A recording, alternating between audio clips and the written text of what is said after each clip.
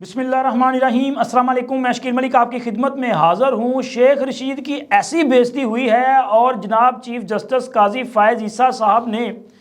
اصل میں جس کو اس کی اوقات یاد کروائی ہے وہ بندہ ہے شیخ رشید، اور اسی وجہ سے شیخ رشید کہہ رہا ہے نا کہ جی اس نے چلہ کیا ہے، اس کے باوجود ان کی جو اثرات ہیں چلے کے وہ ابھی تک باقی ہیں، کیونکہ شیخ صاحب آپ نے کام ہی کچھ ایسے کیے ہیں۔ شیخ رشید کی یہ بےعزتی، اور اس کے ساتھ جناب اب سے کچھ دیر کے بعد یقیناً آپ کو ایک بڑی خبر مل جائے گی، اور یہ خبر جو ہے پاکستان کی سیاست کے مستقبل کا تعین ہوگا، کیونکہ اس وقت دو بڑی طاقتیں بظاہر آمنے سامنے ہیں، لیکن آپ کو پتہ چل جائے گا کہ اصل میں طاقتور کون ہے اور کس کا حکم ہی چلے گا، اور سب کو وہ حکم جو ہے وہ ماننا پڑے گا۔ اس کے ساتھ ساتھ آج کا جو ویلاگ ہے اس میں آپ کو ایک لمبی بیٹھک جو ہے، بڑی مطلب زیادہ دیر چلنے والی بیٹھک جو ہے یا کاروائی جو ہے، اس کی تفصیلات آپ کے ساتھ شیئر کرنی ہے، اور اس کی ان سائڈ سٹوریز، اور اس کے ساتھ ساتھ کچھ انالیسز آپ کو دیں گے کہ آگے کچھ ہونے کیا جا رہا ہے۔ اس سے پہلے کہ اس ویلاگ میں یہ جو تفصیلات ہیں آپ کے ساتھ شیئر کی رہیں، آپ سے چھوٹی سی درخواست ہے کہ ہمارے اس چینل کو سبسکرائب کر دیں، ویڈیو کو لائک اور شیئر ضرور کر دیا کریں۔ تو جی جناب، آج جو ہے وہ ایک بڑا کیس سماعت کے لیے مقرر کی ہو چکا ہے۔ جس وقت آپ یہ ویڈیو دیکھ رہے ہیں یقیناً یہ کیس کی سماعت جو ہے وہ شروع ہو چکی ہوگی، کیونکہ اسلام آباد ہائی کورٹ کا 2 رکنی بینچ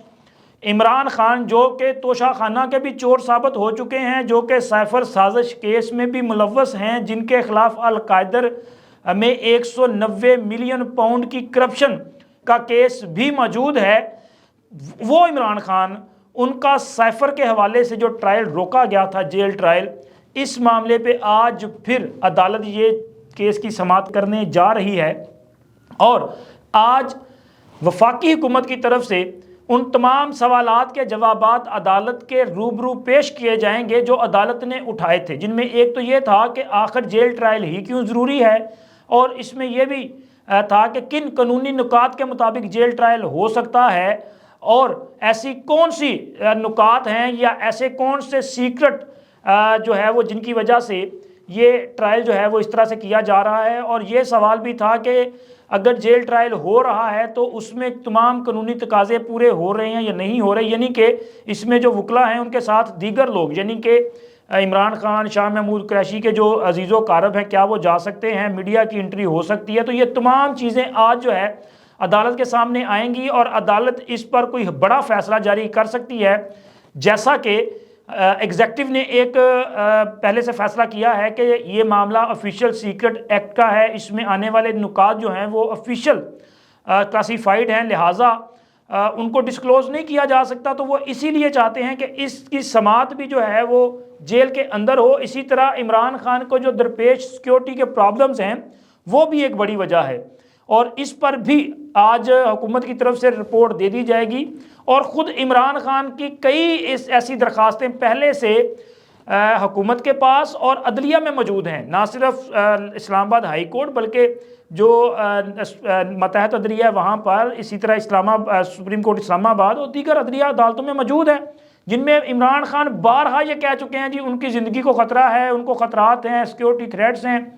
تو لہٰذا وہ ہمیشہ کہتے تھے میں پیش نہیں ہو سکتا، میں گھر سے باہر نہیں آ سکتا۔ تو بھائی اب ان کی حفاظت کے لیے یہ اقدام ہے، لیکن حتمی فیصلہ عدالت نے کرنا ہے۔ اس سے پہلے جو فیصلہ ہوا تھا 2 روز قبل، اس میں سائفر کے حوالے سے سماعت کرنے والی خصوصی عدالت نے اپنی کارروائی روک دی تھی۔ آج وہ کارروائی دوبارہ اس کا آغاز ہونا ہے یا نہیں ہونا، اس کا فیصلہ جو ہے وہ اب سے کچھ دیر کے بعد آپ سب کے سامنے آ جائے گا۔ لیکن جو شیخ رشید کی تاریخی بےعزتی ہوئی ہے، اور اس کے ساتھ ساتھ بہت بڑے بڑے لوگوں کی گرفتاریوں کے اندیا جو ہے وہ سامنے آئے ہیں، جنرل باجوہ، اسی طرح فیض حمید، ثاقب نثار اور دیگر لوگ، اس میں ایک لمبی لائن ہے کہ جن لوگوں کے خلاف یہ کارروائی آگے بڑھے گی، اور ان لوگوں کے خلاف عدالت نے یہ کہا ہے کہ ان کو گرفتار بھی کیا جا سکتا ہے۔ بنیادی طور پہ موجودہ چیف جسٹس قاضی فائز عیسیٰ صاحب یہ ایک فوکس کیے ہوئے ہیں، جب سے انہوں نے بطور چیف جسٹس ذمہ داریاں سنبھالی ہیں، تو وہ ایک تو سپریم کورٹ میں جو برڈن ہے کیسز کا ان کو کم کرنے کی کوشش کر رہے ہیں، دوسرا وہ کیسز جو پچھلے کئی سالوں سے پینڈنگ پڑے ہیں، لیکن ان کی وجہ سے پاکستان کے بہت سارے جو فیصلے ہیں وہ نہیں ہو پاتے، وہ اپیلیں دائر کر دی جاتی ہیں اور پھر اس کے نیچے جو ہے معاملہ چلائے جاتے رہتے ہیں کہ جی اب عدالت میں اپیل ہے، جب عدالت فیصلہ کرے گی تب دیکھا جائے گا۔ تو جن کی اپیلیں ہوتی ہیں، جن کے خلاف فیصلے ہوتے ہیں، وہ آتے ہیں، اپنی ٹرم مکمل کرتے ہیں، پریویلیج لیتے ہیں اور گھر چلے جاتے ہیں، موج مستی کرتے ہیں، زندگی انجوائے کرتے ہیں، لیکن وہ اپیلیں وہیں کی وہیں پینڈنگ پڑی رہتی ہیں۔ اس کا سیدھا سیدھا سا مطلب ہے کہ بھائی یہ کوئی سادہ معاملہ نہیں ہے، مطلب کہ مکم کہا کہ ہوتا ہے بھائی یہ باقاعدہ طور پہ طے ہوتا ہے نا کہ ٹھیک ہے اپیل آ گئی تو اپیل پڑی رہے گی، جب اپیل پڑی رہے گی تو بہانہ ہوگا کہ جی عدالت میں اپیل ہے، عدالت فیصلہ کرے گی تو ہوگا۔ اور اپیل کو لگانا کس نے ہے وہ آپ بھی جانتے ہیں، میں بھی جانتا ہوں۔ ہاں اب 3 رکنی کمیٹی بن گئی، اس سے پہلے تو جناب فرد واحد کے پاس اختیار تھے، یعنی کہ جو بھی چیف جسٹس صاحب تھے ان کے پاس اختیار تھا وہ کون سا کیس لگاتے ہیں، کون سا بینچ بناتے ہیں، یہ ان کا اختیار تھا۔ لیکن یہ فیض آباد دھرنا کیس جو ہے اس کی ایک لمبی سماعت ہوئی ہے کل، اور اس لمبی سماعت میں بہت ساری چیزیں سامنے آئی ہیں، لیکن جو اس کی اہم چیزیں ہیں وہ میں نے آپ کے ساتھ شیئر کرنی ہے اور اس پہ انالیسس بھی آپ کو دینا ہے۔ ایک تو جناب عدالت نے شیخ رشید کی کمال قسم کی بے عزتی کی ہے۔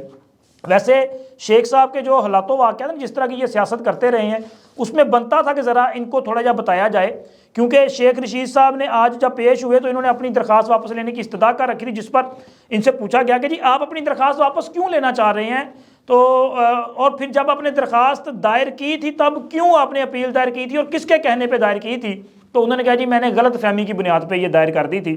تو ان کو بارہا یہ سوال بھی کیا گیا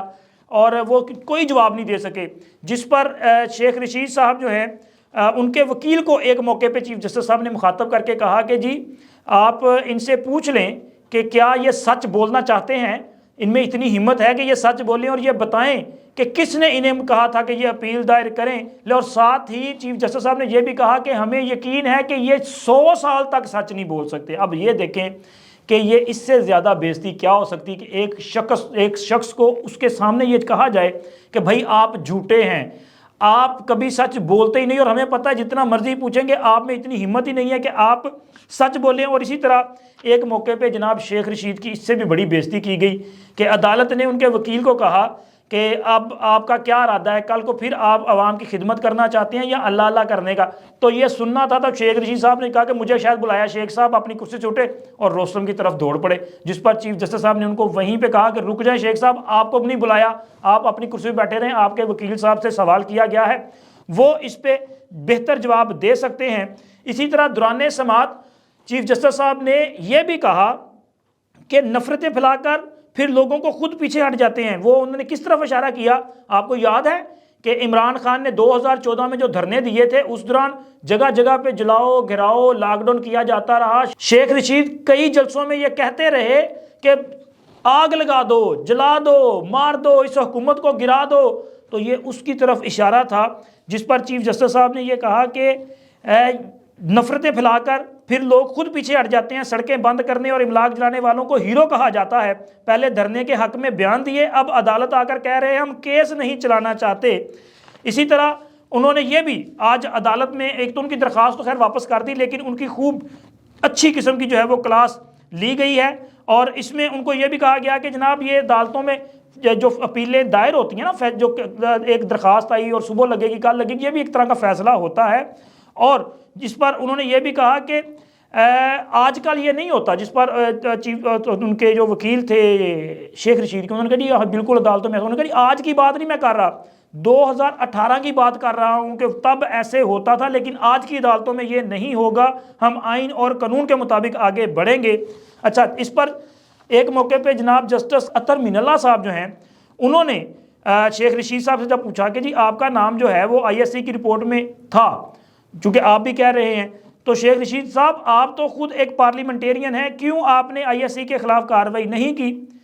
تو اس پر جناب شیخ رشید صاحب جو ہے وہ کوئی کسی قسم کا جواب جو ہے وہ نہیں دے سکے۔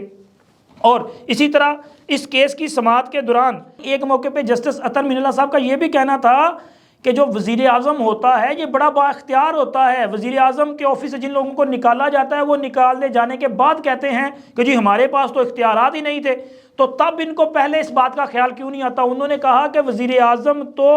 آرمی چیف کے خلاف بھی کارروائی کر سکتا ہے، یعنی کہ جو نظام پارلیمانی نظام حکومت ہے اس میں